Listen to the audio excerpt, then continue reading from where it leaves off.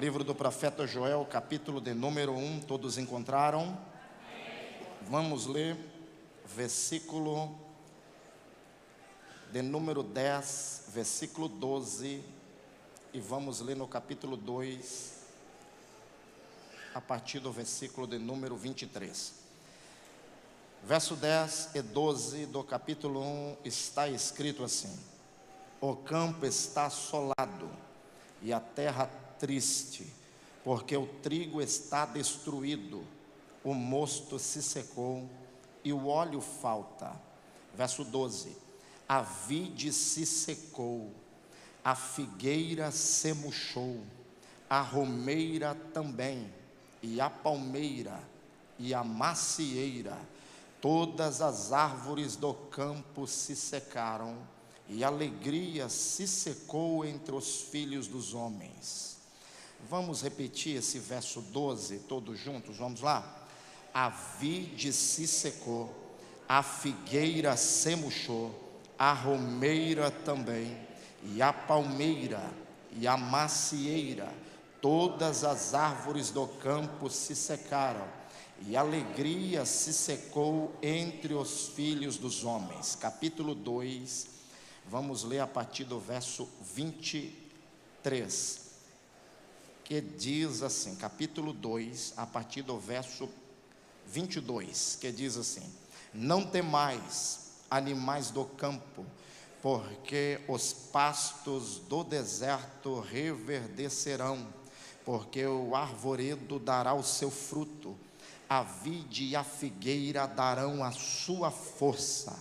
E vós, filhos de Sião, regozijai-vos e alegrai-vos no Senhor vosso Deus, porque Ele vos dará ensinador de justiça, e fará descer a chuva, a temporã e a serôdia no primeiro mês, e as eiras se encherão de trigo, e os lagares transbordarão de mosto e de óleo, e restituir-vos-ei os anos que foram consumidos pelo gafanhoto, e a locusta, e o pulgão, e a oruga, o meu grande exército que enviei contra vós, e comereis fartamente, e ficareis satisfeitos, e louvareis o nome do Senhor vosso Deus, que procedeu para convosco maravilhosamente, e o meu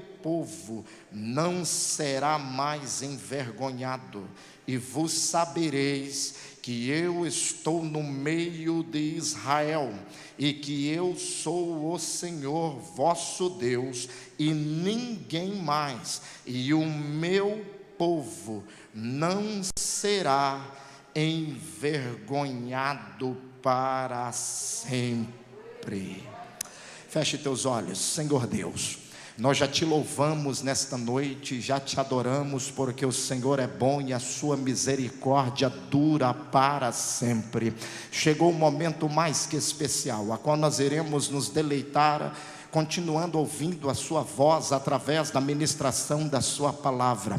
Tua palavra fora lida e necessita ser explicada e aplicada aos nossos corações. Use de misericórdia e graça e continue falando conosco em nome de Jesus. Tome teu assento na liberdade que o Senhor Deus te concede nesta oportunidade. Nós temos aqui um livro da Bíblia bastante conhecido pelos estudiosos das Sagradas Escrituras, e esse livro ele é fantástico porque ele vai trazer-nos alusão de uma história vivenciada pelo povo de Israel, que até então era considerado também como nação e como reino de Judá. Quando nós olhamos para esse texto que lemos, nós vamos entender aqui que o livro do profeta Joel, ele contém 3 capítulos, e esses 3 capítulos, eles podem muito bem serem divididos em 3 tempos, em 3 períodos, em 3 partes. A primeira parte aqui, que é o capítulo de número 1, que é a parte histórica do livro. a parte que o Senhor vai relatar o advento dos acontecimentos que culminaram, que mudaram para sempre a história desta nação. O capítulo de número 2, em contrapartida aqui, vai relatar a parte profética do livro, que enquanto Deus está mandando Joel, no capítulo 1, alertar a nação de que o perigo viria, o juízo viria, no capítulo de número 2, nós vamos encontrar o cumprimento desta mensagem. Já o capítulo de número 3, ele vai estar aqui trazendo alusão de uma mensagem distinta, uma mensagem que possivelmente ela não dera o seu cumprimento profético no tempo de Joel. Você vai ver aqui que justamente este capítulo de número 3, ele pode ser entendido que o seu cumprimento dará-se no futuro, muito longínquo, porque no final do capítulo 2, nos versos 28 a seguir, você vai ver que o texto é enfático, porque vai dizer assim: e há de ser que, depois disso, dessa palavra há de ser que, depois disso, está falando de uma eternidade de tempo, porque aqui nós vamos entender que Deus está falando, depois disso, derramarei do meu espírito sobre toda a carne, e nós sabemos que isto não vai acontecer enquanto a igreja estiver na face da terra. O derramamento do espírito sobre toda a terra dar-se-á unicamente no milênio, quando a igreja ela vai reinar tanto nos céus quanto na terra. Porém, a única vez que podemos entender aqui que dá-se-á o cumprimento profético de que toda a terra se encherá do Espírito Santo é no milênio, quando Cristo assentará no seu trono em Jerusalém. E haja vista, nós temos que tirar o chapéu para Donald Trump, presidente dos Estados Unidos, porque ele está antecipando os cumprimentos proféticos de Deus. Deus pode fazer cumprir, e Ele vai fazer cumprir tudo quanto deixou ordenado aqui. Jerusalém tornou-se há poucos dias a capital de Israel, e não só a capital de Israel, como a capital mundial do centro da adoração, porque é ali que Jesus vai reinar, é ali que Jesus assentará no seu trono, e toda a terra se encherá do conhecimento do Senhor. Então o capítulo 3 de Joel fala de um cumprimento futurístico, porém nós vamos entender aqui que Joel é um moço, que ele foi chamado por Deus para o ministério profético, segundo os estudiosos, bem precisamente no ano 835 antes de Cristo Jesus. Ou seja, nesse período, nesse tempo, nesta época, o reino de Judá, e Joel ele foi contemporâneo de um rei por nome de Joás. Joás, ele começou bem o seu ministério. Você vai ver ele assentando no trono com apenas 8 anos de idade, e o Senhor lhe dotando de uma capacidade invejável, porque Deus lhe deu graça, sabedoria e unção, e Deus deu a ele também um cetro para reinar. Porém ele começa bem, mas termina mal. E haja vista que o mais importante na vida de alguém que exerce o ministério diante de Deus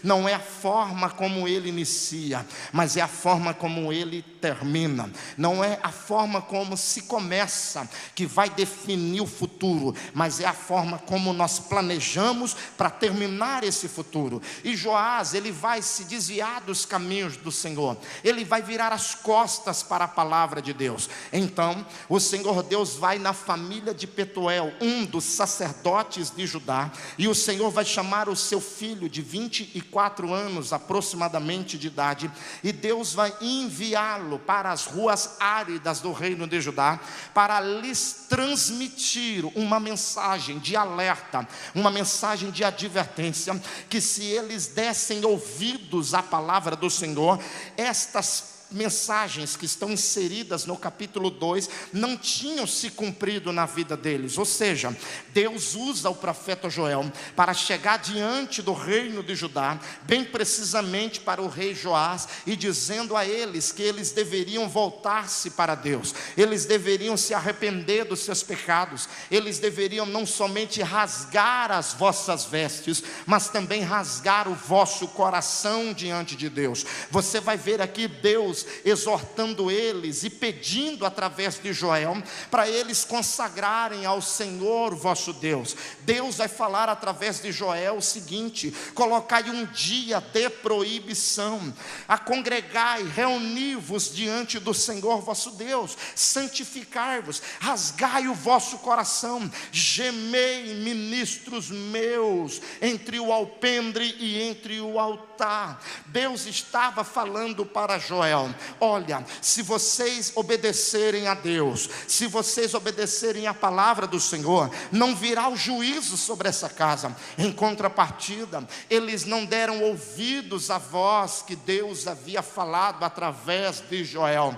E haja vista que no capítulo de número 1, o Senhor usa a voz de Joel para trazer uma mensagem muito dura para aquela casa. E a mensagem que o Senhor Deus vai falar através de Joel não era outra senão uma mensagem de destruição, uma destruição tal que Joel chegou a dizer aqui que não ia ficar de pé uma única árvore sequer.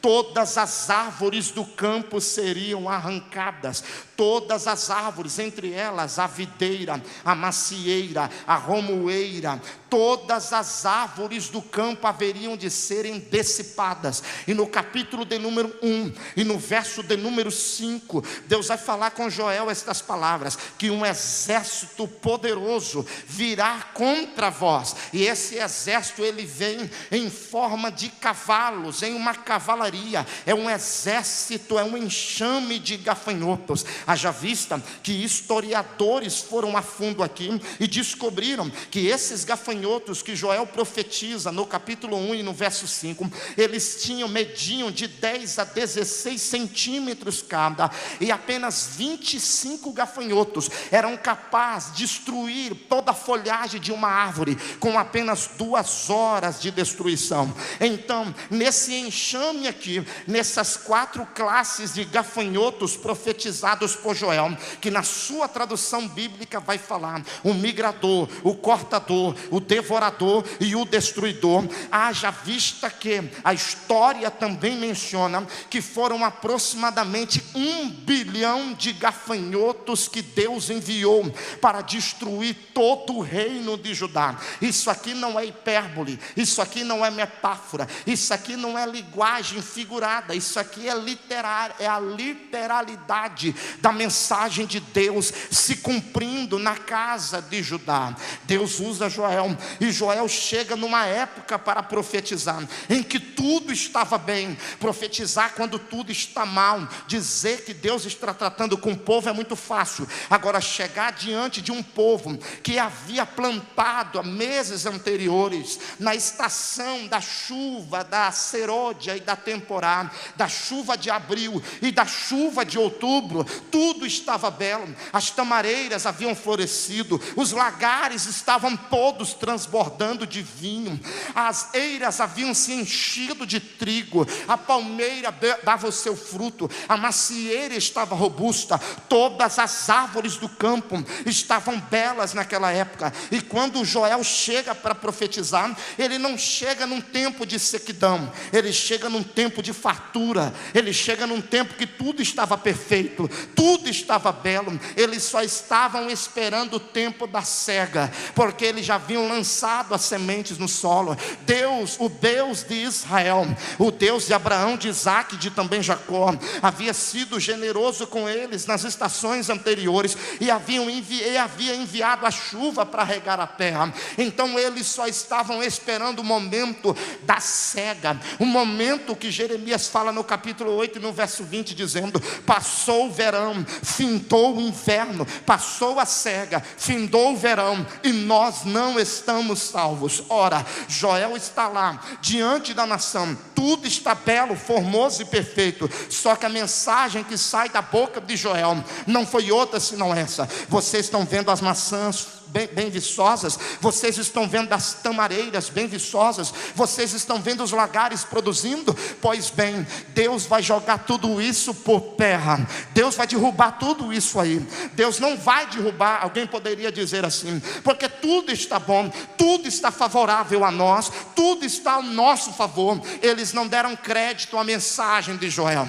Só que quem estava falando ali não era Joel. Joel era o elemento, mas a voz não era de Joel. A voz era de Deus, a mensagem era de Deus, a palavra era de Deus. Em Mateus 24:35 está escrito assim: poderá passar os céus e também a terra, mas as minhas palavras, disse o Senhor, elas não hão de passar. Ou seja, Deus leva Joel para trazer uma mensagem de despertamento, de arrependimento, mas ao invés de toda aquela nação abraçar a mensagem do Deus vivo, eles viraram as costas para a palavra de Deus.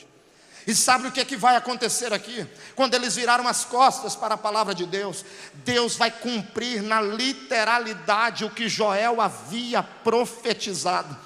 E o juízo de Deus veio de forma tão maciça, que você vai ver nas entrelinhas do texto que lemos aqui, bem precisamente nos versos de número 11, quando a Bíblia diz: os lavradores se envergonham, os vinhateiros gemem sobre o trigo e sobre a cevada, porque a colheita do campo toda pereceu. Olha só, a confiança deles estava naquela colheita, a confiança deles havia sido depositada naquela agricultura, porque eles não tinham o que nós temos hoje, essa tecnologia para plantar, até para antecipar a colheita. Porém naquela época não, eles dependiam unicamente da vontade de Deus, para que a chuva viesse, regasse a terra e a semente viesse brotar, para gerar o fruto, para eles manterem as suas casas, suas famílias,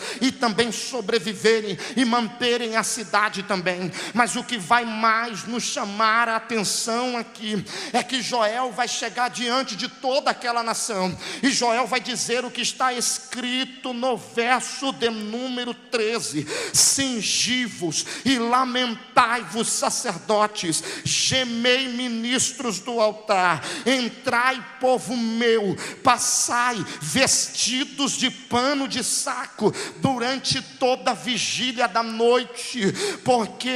Porque justamente a oferta de manjar foi cortada do altar do Senhor. Olha o que vai acontecer aqui. Por causa da negligência do povo, as portas do santuário vieram se fechar. 3 ingredientes aqui eram utilizados para manter o culto aceso diante de Deus. O primeiro ingrediente é o trigo, e a Bíblia vai mencionar aqui que o trigo se secou, o trigo foi destruído. O trigo é o elemento básico da confecção do alimento primordial da raça humana, porque é do trigo que se fabrica o pão, e é o pão que é o primeiro alimento depois do leite materno, que é utilizado mundialmente para alimentar a raça humana. Nós vamos entender aqui que quando o trigo foi cortado, eles agora não tinham mais como fabricar o pão, porque não foi só o trigo, a cevada também foi cortada. E quando foi cortado o trigo, automaticamente o sustento do santuário foi se acabando, o sustento da nação foi se acabando. E quando o pão se acaba, automaticamente se acaba o alimento. Por que isso? Porque Jesus falou em João 6:35: eu sou o pão vivo que desceu do céu. Quando o pão não está no meio do santuário, não tem mais alimento, não tem mais presença, não tem mais graça, não tem mais a unção do Todo-Poderoso. E o trigo também nós podemos entender, além dele representar o que alimenta, além dele representar o sustento, o trigo também aponta para o poder genuíno da palavra de Deus no meio do seu povo, porque nós vamos ver no Salmo 81:16 que o salmista está recebendo de Deus esta mensagem dizendo: e o sustentará com trigo do mais fino e o fartará com mel a sua boca. O trigo vai representar o sustento da igreja, que é através da sua palavra, da palavra de Deus. Só que nós entendemos também que esse trigo aqui, ele vai representar o crescimento. Por quê? Porque quando você come o pão é para te ajudar a crescer, ou seja, a palavra é para te ajudar a crescer. E quando a palavra sai, não há mais crescimento, não há mais como se desenvolver, ou seja, não há desenvoltura dentro do santuário sem palavra, sem trigo. Pode ter tudo aqui dentro, mas se não tiver o trigo, nada vai se desenvolver, nada vai crescer. Imagine uma nação sem trigo, sem palavra, ela pode fazer muito movimento, mas igual uma tartaruga de casco virado, ela faz muito barulho, mas não sai do lugar, porque o trigo é importante, é o que sustenta, é o que rege, é o que alimenta, é o que põe de pé. O trigo foi destruído, o primeiro alimento que representava muito para que o culto viesse funcionar. O segundo alimento, a Bíblia vai mencionar que o vinho se secou. Ora, o vinho era se utilizado para oferecer uma oferta, por nome de oferta de libação, que era oferecido diante do altar do Senhor. E dispensa comentários sobre isso aqui. Vamos entender uma coisa: o vinho, dentro da tipologia bíblica, ele tem várias variantes de significado, porém utilizarei de uma aqui. O vinho, ele pode estar representando aqui que o mesmo profeta Joel vai dizer: e acabou-se a alegria entre os homens da terra. Quando o trigo se seca, automaticamente os primeiros que se entristeceram foram os sacerdotes do templo. Por que razão? Porque eles viram a tristeza do povo. O povo já não tinha mais prazer para servir a Deus, porque estava na decadência, estava na bancarrota. E eu quero lhe dizer uma coisa: o vinho aqui, na sua literalidade, ele vai representar a alegria que recebemos de Deus para servi-lo. Lá no grego, esta palavra significa chara. Chara significa felicidade recebida sem ter direito a mérito nenhum. Observe bem, não é uma alegria que você conquista por aí, não é uma alegria que alguém vai depositar em você, é uma alegria que você não merece, mas Deus coloca dentro de você de graça. É uma alegria que você só recebe aqui dentro. É uma alegria que Deus não olha para mim e para você, e Ele não olha, e Ele não mede o nosso grau de merecimento. Ele simplesmente nos dá de graça, sem merecermos isso. E é muito interessante isso aqui, que a palavra alegria é chara, e a palavra graça é charis no grego. O que isso significa? A palavra alegria, que é chara no grego, que é dar felicidade sem ter mérito algum, a palavra graça também é favor imerecido. Ou seja, Deus já te deu alegria sem você merecer, e graça sem você merecer também. O que é que você precisa para mudar 2018? É levantar a sua cabeça e dizer: eu vou atravessar esse ano alegre na presença de Deus, porque eu recebi isso do Senhor. Esse segundo elemento aqui é extraordinário, porque você vai ver aqui que para nós não podemos medir circunstancialmente a nossa vida. O grau de alegria que sentimos, ele não pode ser medido pelas circunstâncias da nossa vida. Sabe por quê? Eu lhe apresento um profeta que vivenciou o caos. E diante de todo esse caos, sabe qual foi a oração dele? No capítulo 3, Abacuque, ele vai fazer uma das orações mais lindas da Bíblia, que tornou-se um célebre memorial, um célebre cântico de adoração a Deus. No capítulo 3, no verso 17 e 18, Abacuque viu Israel sendo derrotado, Abacuque viu o cativeiro, Abacuque viu o deserto, Abacuque viu as mortes, Abacuque viu as matanças, Abacuque viu tudo vindo sobre a nação. Mas sabe o que ele fez? Ele olhou para tudo aquilo e entendeu que Deus estava absolutamente no controle de tudo. E sabe o que ele fez? Ele vai escrever no capítulo 3, no verso 1 a seguir, quando ele diz: Senhor, tenho ouvido a sua palavra e temi. Aviva, Senhor, a tua obra no meio dos anos, a notifica. Na ira, lembra-te da misericórdia. Nos versos de número 17 e 18, ele vai olhar para a figueira do tempo de Joel, estava murcha, estava cortada. Aí ele vai dizer: ainda mesmo que a figueira não floresça, nem haja fruto na vide, ainda que decepcione o produto da oliveira e os campos não produzem mantimentos,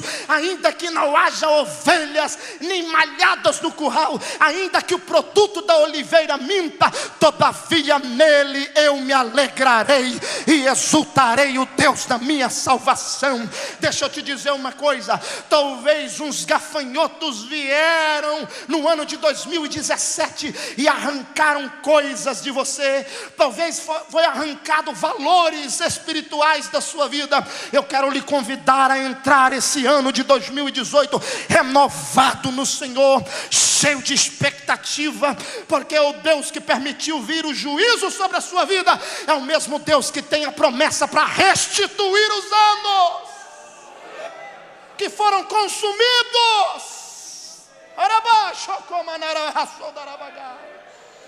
Aleluia! Você não pode medir circunstancialmente a sua alegria por problemas dessa vida. A sua alegria não vem da terra. A sua alegria não vem porque você tem uma casa ou mora de aluguel, tem um carro ou anda a pé. Isso não mede a sua alegria. A sua alegria, como disse Davi no Salmo 51, Davi cometeu vários pecados, mas um deles, ele se orgulha, manda Joabe, seu servo, contar o povo. Deus se ira. Sabe o que é que Deus faz? Deus manda um anjo descer, desembanha a espada, e uma terça parte dos homens de guerra e dos homens de Jerusalém todos morrem. Sabe o que foi fazer Davi? Davi pega uma folha de papiro, pega uma pena, ele vai fazer um altar lá na eira de Araúna. Ele compra madeira, ele compra o terreno, ele se sacrifica a Deus, levanta um altar, e agora ele vai escrever o Salmo 51. Ele em pecado, havia pecado, e agora ele vai escrever o Salmo 51, reconhecendo o pecado dele.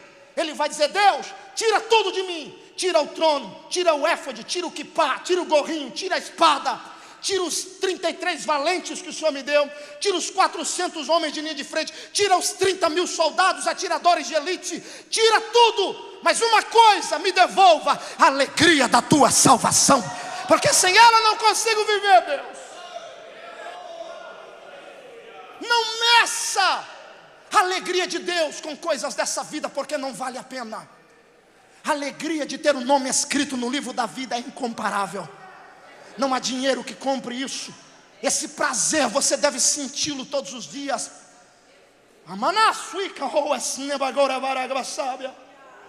O terceiro elemento aqui que fez com que as portas do santuário viessem se fechar: o azeite. O texto vai dizer que o azeite faltou.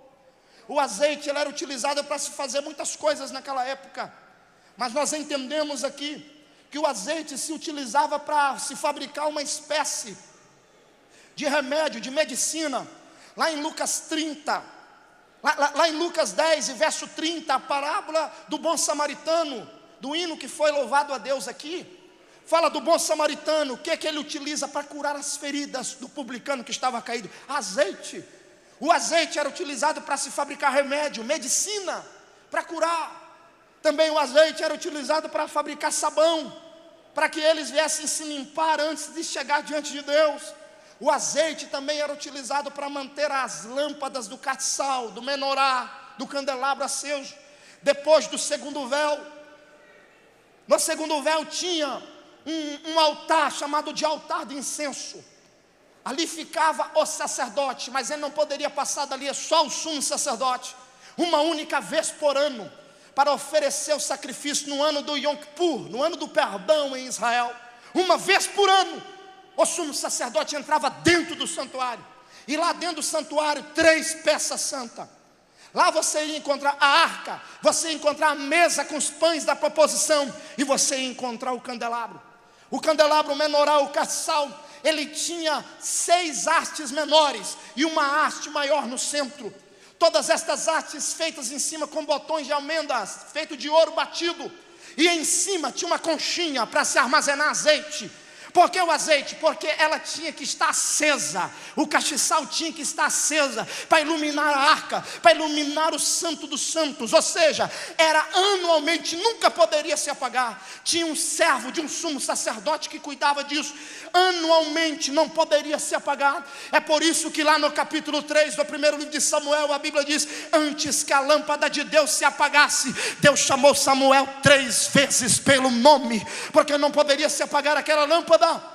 E agora o azeite vai se acabar, a lâmpada do castiçal vai se apagar. Não tinha como mais manter tudo aceso. Tiveram que fechar as portas do templo. E os sacerdotes agora se reuniram na praça oriental em Judá e começaram a gemer, a jogar cinza para o alto e a se lamentar diante de Deus. Aí sabe o que vai acontecer aqui? Eles vão olhar para a profecia de Joel, que não foi simplesmente azeite, trigo e vinho que se acabaram. Eles visualizaram também uma mensagem de Joel mais terrível ainda, cumprindo-se nos dias deles. O que foi isso? Eles viram no cumprimento da mensagem de Joel que todas as árvores do campo se secaram. 5 árvores espirituais representam a força de Deus sobre a casa de Israel. 5 árvores que Joel nomeia aqui no verso 12 do capítulo 1. Estas 5 árvores, todas elas foram cortadas, todas elas murcharam e todas elas secaram. Quando isso acontece, todos os sacerdotes agora vão se lamentar diante de Deus, vão chegar diante do Senhor de joelhos dobrados, na humilhação, dizendo: Senhor, faça alguma coisa por nós, faça alguma coisa pelo seu povo, Senhor. E vale a pena você lembrar aqui que estas 5 árvores que Joel nomeia, elas não só têm significado espiritual para a casa de Israel, mas elas têm significado espiritual para nós também. E é interessante você ver aqui que no verso 12, Joel vai dizer assim: a vide secou. Diga bem forte: a vide secou. Diga mais forte, diga assim: a videira secou. Você tem noção do que significa o secar da videira na minha e na sua vida? Você tem noção do que significa visualizar a videira se secando? Só para te fazer lembrar, em João capítulo 15, olha o efeito disso. Jesus chega diante do seu colégio apostólico, 12 apóstolos. Jesus chega diante deles e Jesus vai dizer algo extraordinário. Ele vai bater no peito e vai dizer assim: eu sou a videira verdadeira, o meu Pai é o lavrador, vós sois os ramos. Enxertado na videira que é Jesus, no Pai. Agora observe uma coisa: por que ele diz eu sou a videira verdadeira? Porque quando a vide se secou lá, Deus estava mostrando para Israel: a minha presença já não está mais no meio de vós. Olha o que é que Deus está dizendo aqui, lá no Novo Testamento, no texto que mencionei, fala que Jesus menciona que Ele é a videira verdadeira. E eu te faço uma pergunta: quando a videira secar, ou quando a videira seca, o que vai restar de nós? Nós, sem Jesus, não somos absolutamente nada, mas Jesus sem nós, Ele continua sendo Jesus o Todo-Poderoso. Não é Ele que precisa de mim, sou eu quem preciso dEle. Não é Ele quem depende de mim, sou eu quem dependo dEle. Não é Ele quem vem me buscar, simplesmente não, eu tenho que ir de encontro a Ele. Por que razão? Porque a videira não pode secar, a videira não pode secar, porque a presença de Jesus que está conosco, nos guiando, nos levando, nos conduzindo, e sem essa presença nós não vamos a lugar nenhum. E observe bem uma coisa, não foi somente a figueira, a videira, a vide se secou. Você vai observar aqui também que a figueira vai murchar. Olha só, a segunda árvore aqui no tempo de Joel que murcha é a figueira. A primeira é a videira, a segunda é a figueira. O que representa a figueira? Quando você viaja na Bíblia, lá no segundo livro dos reis de Israel e também de Judá, no capítulo de número 20, você vai ver o rei, filho de Salomão, filho de Roboão, filho de Salomão, filho de Davi, por nome de Ezequias. Ele está com cerca de 86 anos de idade, está enfermo, e Deus envia o profeta Isaías, filho de Amós, chega na casa dele e fala estas palavras: põe em ordem a tua casa, porque tu morrerás e não mais viverás. A Bíblia diz que ele estava enfermo, então ele virou o rosto para a parede e começou a se lamentar e a dizer: ah, Senhor, lembra que eu tenho sido fiel, andando nos teus caminhos, como andou meu pai Salomão, meu tataravô Davi. Lembra, Senhor, que eu tenho feito isso, edificado cidades. Ele começa a falar. Isaías está lá no pátio da casa, saindo do palácio. Daqui a pouco Deus chega para Isaías e fala: volte lá agora e diga para o rei Ezequias que eu ouvi a sua oração e vi as suas lágrimas, e diga que ele não mais morrerás durante 15 anos, porque eu vou acrescentar os seus anos, 15 anos a mais de vida. Vá no quintal da casa dele, pega pasta de figos, de figueira, coloca sobre a úlcera dele, para que ele seja curado. Agora entende uma coisa, o profeta poderia ter orado e falado: enfermidade saia, mas não, Deus mandou o profeta pegar pasta de figueira e colocar na enfermidade do rei, para ele ser curado. Por quê? Porque esta árvore representa aqui os milagres do Deus vivo na minha e na sua vida. E eu vou te dizer uma coisa, sabe por que Deus não está operando mais milagre na minha vida e na sua vida? Porque nós estamos relaxadamente incrédulos concernente a estas coisas. Nós já não cremos mais como críamos antigamente. Hoje tudo nós duvidamos. Se Deus usar o santo servo aqui, o sacerdote da casa, falar para você: vem aqui que nós vamos orar, e Deus vai manifestar, a incredulidade te amarra no banco e não deixa você acreditar. E deixa eu te dizer uma coisa, a figueira representa a manifestação dos milagres do Deus de Israel na vida da igreja. É tempo da igreja regredir, olhar para trás e se entupir da bênção do milagre de Deus, porque segundo a palavra do Deus vivo, tudo que Jesus conquistou na cruz é direito nosso e é nossa herança. E uma das coisas que ele conquistou, ele levou sobre si todas as nossas dores e as nossas enfermidades, e o castigo que nos traz a paz estava sobre seus ombros, e sobre as suas pisaduras nós fomos todos sarados. Quantos creem nessa palavra? Quantos creem nessa palavra? Então receba o teu milagre nessa noite. Já estou caminhando por fim. Deus quer operar, irmão, mas nós fazemos questionário, tem que ser assim, assim. Ei, não foi você que criou Deus, foi Deus que criou você, crente. Ele faz como Ele quiser. Nós sabemos que tem muitas aberrações por aí, mas nós estamos falando de milagres segundo a originalidade da palavra. Milagres que é produzido através dessa palavra. Milagres que ele vem através da palavra de Jesus. Agora tem algo extraordinário no texto aqui, que ele vai mencionar, para a gente caminhar para o fim, é que tem aqui mais uma árvore. Essa árvore se chama a palmeira. Diga bem forte: a palmeira secou. Ora, a palmeira secar. Existem 120 espécies de palmeiras nesse globo, catalogadas cientificamente. E a palmeira é uma das árvores, 30% delas, de todo esse catálogo, de todas as espécies, 30% delas, elas têm algo em comum às outras. O quê? Elas, antes de crescerem para cima, elas crescem até 30 metros embaixo da terra. Por quê? Primeiro elas criam raízes, sustentabilidade. Por quê? Porque a palmeira tem uma essência dentro dela de ser aquela que suporta ventos e torrenciais fortíssima. E a única coisa que sustenta a palmeira de pé não é aquele caule gigante, é a raiz dela.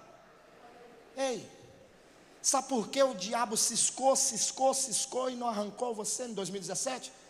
Porque você não está plantado no mundo, você está plantado em Jesus aqui dentro. Você criou raiz aqui. Aí vem ventos de doutrina e não tira de você a base, a solidez. A palmeira representa a solidificação da igreja em Cristo. É aquilo que Jó falou no capítulo de número 16.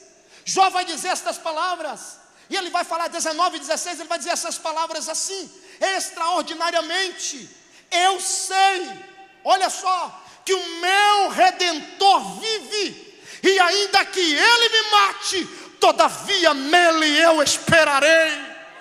Eu sei que o meu Redentor vive, e ele se levantará na terra ao meu favor. Sabe o que é isso? Perdeu 10 filhos, perdeu juntas de bois, perdeu tudo, mas a raiz ninguém tirou dele. A sua fé, a sua esperança, a sua crença, a base que foi te ensinada aqui dentro, o diabo não vai arrancar isso de você. Pode vir vento, pode vir tempestade, a palmeira ela pode até tombar, mas quando a tempestade passa, ela se levanta e ela fica de pé, porque a raiz dela é Jesus. Ela está enraizada em Cristo, no poder genuíno da palavra. Deixa eu ver se tem crente enraizado na palavra de Deus aqui. Aleluia! Raiz, crente, é extraordinariamente isso aqui. Agora nós precisamos entender também que aqui ele vai falar algo extraordinário. A macieira murchou.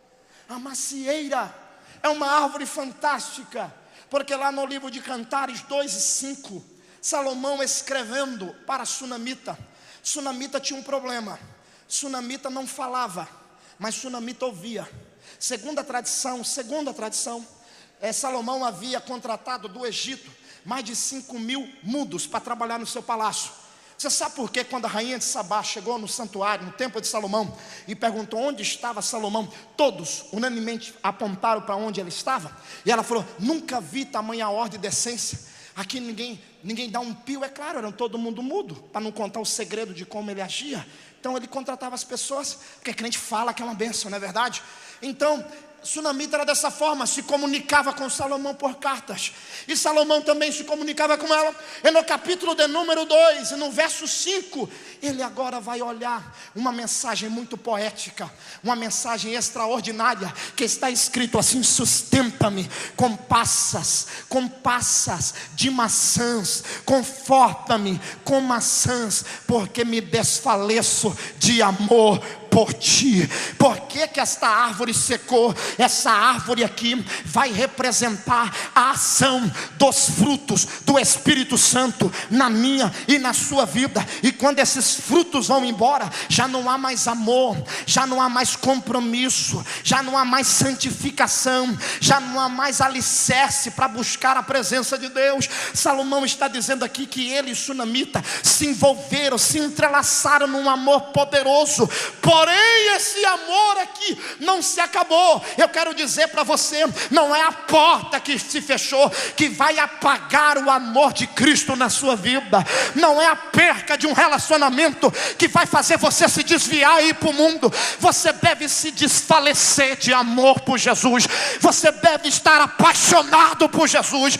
Você deve amar a Ele acima das circunstâncias da sua vida. Aleluia! Por que razão?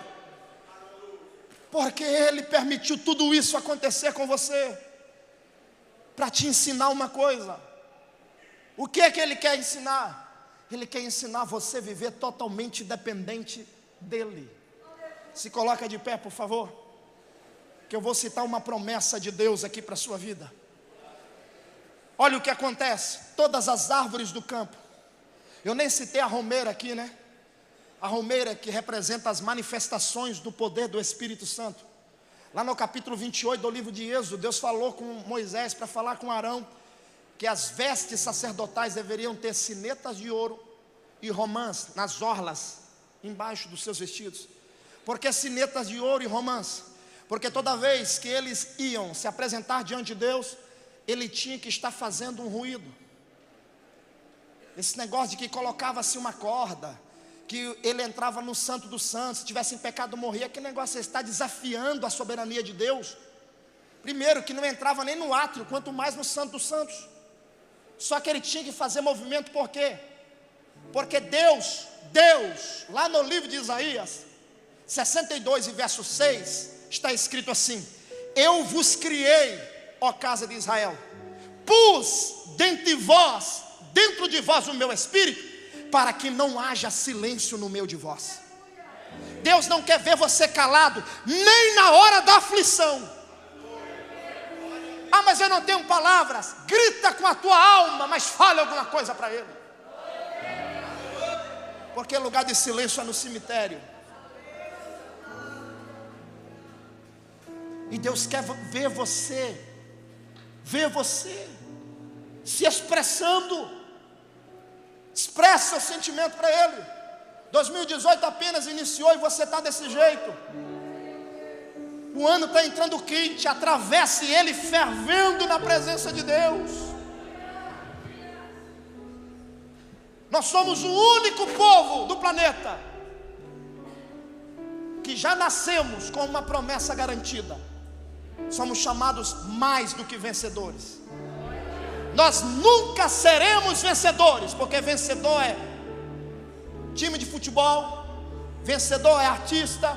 Nós somos mais do que vencedores, por meio daquele que nos chamou. E Paulo escreve a Timóteo dizendo: aquele que começou a boa obra em mim e ti, ele vai aperfeiçoar ela. Ele vai aperfeiçoar até que chegue o grande e terrível dia do Senhor, ou seja, o dia de Deus arrebatar a igreja. Ele vai aperfeiçoar, não se preocupe. Levante a sua mão e feche seus olhos. Em nome de Jesus. Pai, aqui está a tua igreja que entrou nesse ano de 2018. Eu não sei a forma como muitos aqui atravessaram, talvez muitas decepções, talvez muitas angústias, talvez muitas mazelas nesse ano anterior, mas o Senhor é Deus para restituir. O Senhor é Deus, como a tua palavra diz em Joel 2:23: alegrai-vos, ó filhas de Sião, porque o vosso Deus mandará chuva nos 2 períodos do ano, a temporá e a seródia. As eiras se encherão de trigo, os lagares transbordarão de vinho e novo, e trigo também. E há de ser que o Senhor diz: e o meu povo não será mais envergonhado para sempre. Quem vai ser envergonhado na Bolívia é o diabo e os inimigos da igreja. Quem vai ser envergonhado no estado do Espírito Santo, no Brasil, e aonde tem uma igreja plantada em nome de Jesus, é os inimigos da obra e do reino de Deus. Porque em Cristo nós somos mais do que vencedores. Nós somos mais do que vencedores. Quem pode adorar a Ele?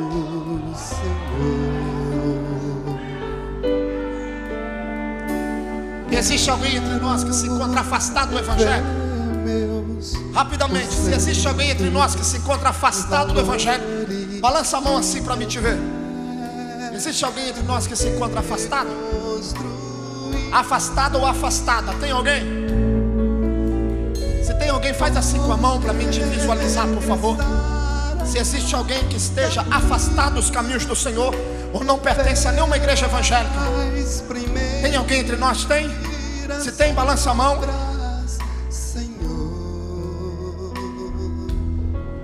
Deus abençoe, pastor, você. Eu creio que esse ano vai ser um ano de milagres para todos nós. Muitas pessoas estão olhando para a política desse país, estão olhando para uma figura e colocando as suas expectativas nela. Bom que seja, porém, a nossa esperança é Cristo, a esperança da glória. A nossa esperança não é um bom presidente nessa nação. A nossa esperança é atravessar o parapeito da eternidade e assentar à direita da majestade nas alturas e ouvir o Todo-Poderoso dizer: vinde benditos de meu Pai, fostes fiéis no pouco, sobre o muito vos colocarei. O amor ao primeiro amor.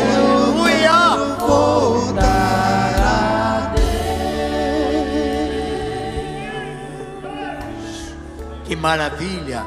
Podem permanecer em pé, nós já vamos estar fazendo a última oração para estar despedindo a igreja do Senhor com a bênção apostólica nesta noite.